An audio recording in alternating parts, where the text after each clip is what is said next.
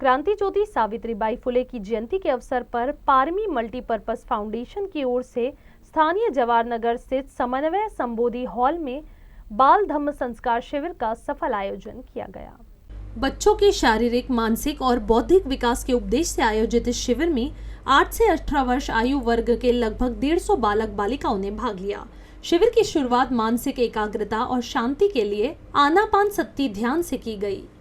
इस अवसर पर मुंबई के सिद्धार्थ कॉलेज से आए वक्ता विजय मोहिते ने धम्म संस्कारों को शिक्षा और जीवन से जोड़ने पर प्रभावी विचार प्रस्तुत किए। डॉक्टर अमित बगड़िया ने कैंसर जैसे गंभीर रोग से बचाव और स्वस्थ जीवन शैली पर महत्वपूर्ण मार्गदर्शन दिया, जबकि डॉक्टर सीमा तायड़े ने बच्चों को सही आहार और स्वास्थ्य संबंधी जानकारी दी। प्रफुल्ल वानखेड़े ने भी विभिन्न विषयों पर सरल और प्रेरक शैली में मार्गदर्शन किया।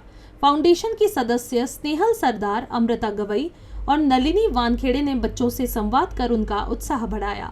इस अवसर पर समाज के वंचित वर्ग को न्याय दिलाने वाले उप जिलाधिकारी राहुल तायड़े का उनकी पत्नी सहित सम्मान किया गया।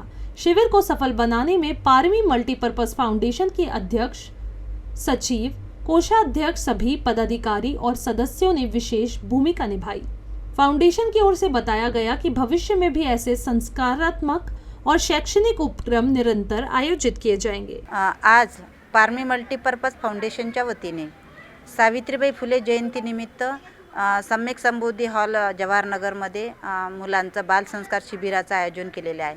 त्या शिबिरामध्ये 10 वर्ष ते 18 वर्ष वयोगटातील संपूर्ण मुलांना मार्गदर्शन होणार आहे आणि इथे आज मुंबईवरून एक मार्गदर्शक वक्ते आलेले आहेत, विजय मोहिते सर आणि डॉक्टर सीमा मॅडम, अमित बगड़िया सरांचं मार्गदर्शन झालेलं आहे, काही वक्त्यांचं होणार आहे।